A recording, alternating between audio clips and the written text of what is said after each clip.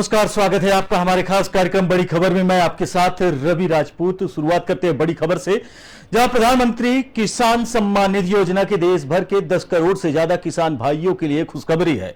उनका पीएम किसान योजना की 14वीं किस्त का इंतजार जल्द खत्म होने वाला है। प्रधानमंत्री नरेंद्र मोदी ने 28 जुलाई को पीएम किसान योजना के लाभार्थियों के खाते में 14वीं किस्त का पैसा ट्रांसफर करेंगे। आपको बताते चले कि प्रधानमंत्री नरेंद्र मोदी 28 जुलाई को राजस्थान के दौरे पर जाएंगे। यहां के नागौर जिले में उनका एक सार्वजनिक रैली को संबोधित करने का कार्यक्रम है। इस दौरान पीएम मोदी ने देश के 9 करोड़ किसानों के बैंक खातों में सम्मान निधि के 1800 करोड़ रुपए की ट्रांसफर करेंगे। आपको बताते चले कि इससे पहले प्रधानमंत्री नरेंद्र मोदी ने 13वीं किस्त का पैसा 27 फरवरी 2023 को किसानों के खाते में ट्रांसफर किया था। आपको बताते चले कि सरकार पात्र किसानों को प्रतिवर्ष 6,000 रुपए की आर्थिक सहायता करती है। यह पैसा केंद्र सरकार 2-2 हजार रुपए 3 किस्तों में देती है। इसकी पहली किस्त अप्रैल से जुलाई और दूसरी किस्त अगस्त से नवंबर तक और तीसरी किस्त दिसंबर से मार्च के बीच में किसानों के खाते में ये पैसे भेजे जाते हैं। इससे किसानों के चेहरे में खुशी आएगी। और उसके पहले प्रधानमंत्री नरेंद्र मोदी की रणनीति 2024 चुनाव और फिलहाल 3 राज्यों के विधानसभा चुनाव यानी मध्य प्रदेश, छत्तीसगढ़ और राजस्थान चुनाव के पहले किसानों को यह बड़ी राहत, कई मायनों में सियासी रणनीति भी है। फिलहाल किसान सम्मान निधि से कितना आखिर किसानों को राहत मिलेगी ये तो किसान ही बता पाएंगे, लेकिन फिलहाल प्रधानमंत्री नरेंद्र मोदी जल्द ही किसानों को बड़ा उपहार देने वाले हैं।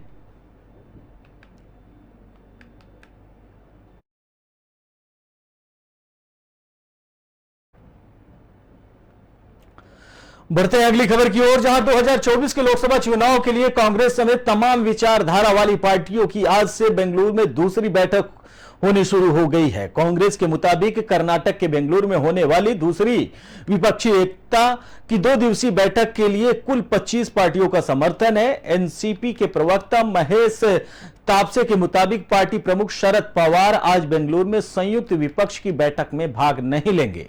उन्होंने ट्वीट कर बताया कि शरद पवार और सुप्रिया सुले कल 18 जुलाई को विपक्ष की बैठक में हिस्सा लेंगे, यानी कि पूरी तरीके से। और आपको बताते चले, केंद्र में भारतीय जनता पार्टी सरकार के खिलाफ एकजुट मोर्चा पेश करने के अपने प्रयासों के तहत कम से कम 26 विपक्षी दलों के नेता 17-18 जुलाई को बेंगलुरु के एक होटल में जुटेंगे। और उसके बाद अब सियासी मायने कुछ और निकाले जा रहे हैं। विपक्ष पूरी तरीके से एकजुट है और यह माना जा रहा है कि विपक्ष के साथ 25 पार्टियां हैं। फिलहाल एक तरफ विपक्ष तो दूसरी तरफ एनडीए यानी कि बीजेपी। पूरी तरीके से बीजेपी की भी 18 जुलाई की बैठक निर्धारित की गई है। दोनों एक दूसरे पर आरोप प्रत्यारोप लगा रहे हैं। फिलहाल राजनीतिक गलियारों में ये रणनीति, ये बैठक कितना काम आएगी 2024 के चुनाव के पहले, ये तो समय तय करेगा।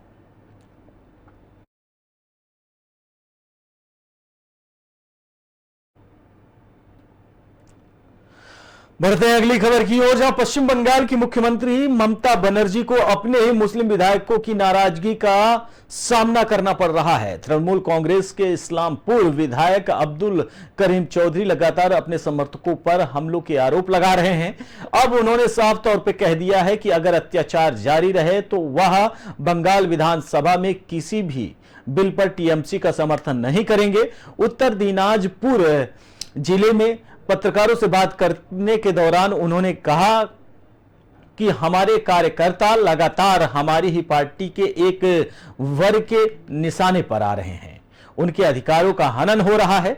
अगर यह जारी रहा तो मैं पार्टी के कार्यकर्ताओं का बहिष्कार करूंगा और विधानसभा में किसी भी चर्चा में भाग नहीं लूंगा, ना किसी बिल का समर्थन करूंगा। उन्होंने कहा कि आम जनता में मेरे लिए कोई समर्थन का भाव नहीं दिख रहा है और अगर पार्टी का एकजुट लगातार उन पर अत्याचार जारी रहा तो आने वाले कल में पार्टी के किसी भी बैठक में वो शामिल नहीं होंगे और विधानसभा में पार्टी से पूरी तरीके से वो बाइकआउट करेंगे। उन्होंने आगे कहा कि मुझे राज्यसभा चुनाव में वोटिंग सिंदूर रहने के लिए मजबूर होना पड़ रहा है। यानी कि पूरी तरीके से उन्होंने अपने ही पार्टी और उस पार्टी के कार्यकर्ताओं और नेताओं पर उन्होंने गंभीर आरोप लगाए हैं।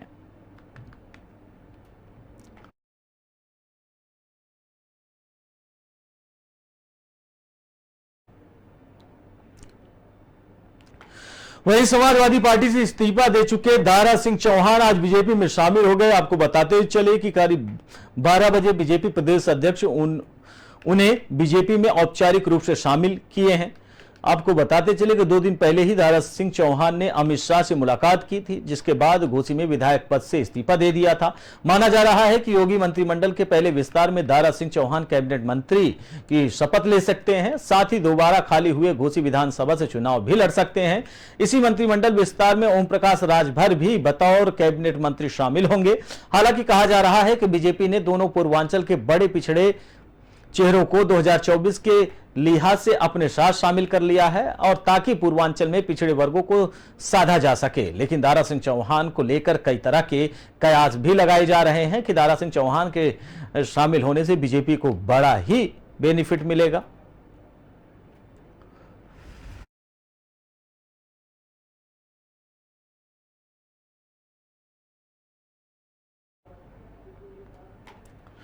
वहीं सोमवती अमावस्या और सावन का दूसरा सोमवार इस मौके पर शिव मंदिरों और देवालयों में आस्था का सैलाब उमड़ रहा है। लोग भगवान शंकर को जल और बेलपत्र चढ़ाने को लेकर ललायित दिख रहे हैं। मंदिरों के बाहर लंबी कतारें लगी हुई हैं। उत्तराखंड के हरिद्वार में सोमवती अमावस्या के अवसर पर श्रद्धालुओं ने गंगा नदी में पावन स्नान किया।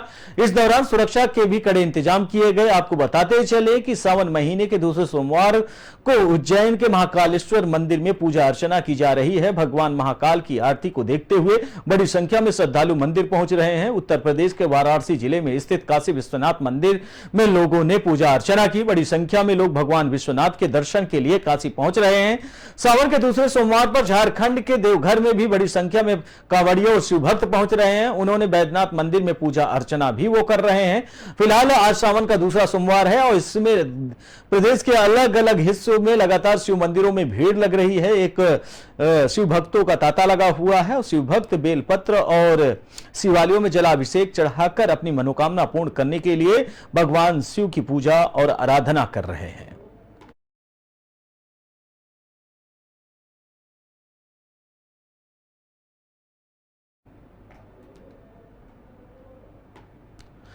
बढ़ते हैं अगली खबर की ओर, जहां पंजाब के लुधियाना के कोहाड़ा के पास जड़ियाली पहाड़ू वाले रोड पर एक खिलौन फैक्ट्री में भीषण आग लग गई। आगजनी की यह घटना शाम को करीब 5 बजे हुई, लेकिन आग इतनी भीषण थी कि इस पर 5 घंटे के बाद आग पर काबू पाया जा सका। वहीं लुधियाना, समराला समेत कई अन्य स्टेशनों में फायर ब्रिगेड की 8 गाड़ियां आग को कंट्रोल कर रही थी।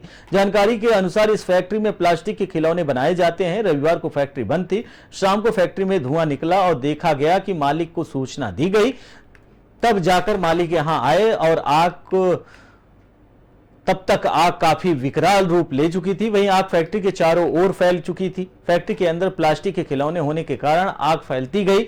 आग की चपेट में करीब 8 किलोमीटर दूर रहने वाले भी इस आग को देखकर अचंभित हो गए। वहीं आग देखने मौके पर पहुंचे ताकि यह देख सके कि आग आगे तो कितना बढ़ रही है। वहीं इस घटना को बाद उसके बाद फायर ब्रिगेड टीम को सूचना दी गई। फायर ब्रिगेड की टीम मौके पर पहुंची और दमकल की विभाग की टीम ने आग पर किसी न किसी तरीके से काबू पाया।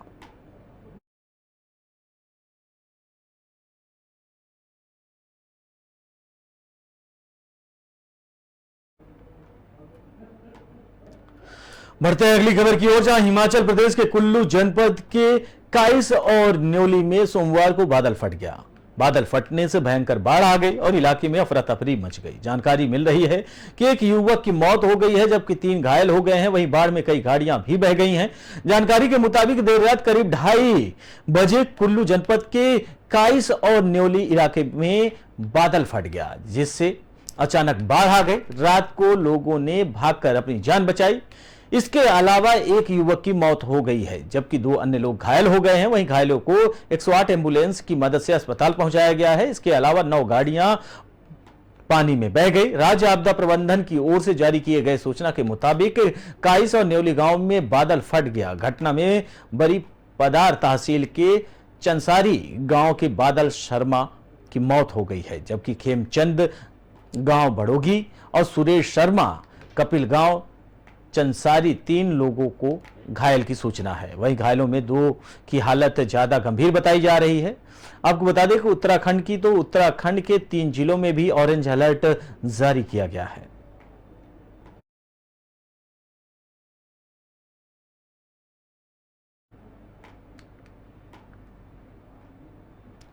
फिलहाल इस बुलेटिन में हमारे साथ इतना ही। बाकी देश दुनिया की तमाम बड़ी खबरों से जुड़ने के लिए देखते रहिए पी न्यूज। नमस्कार।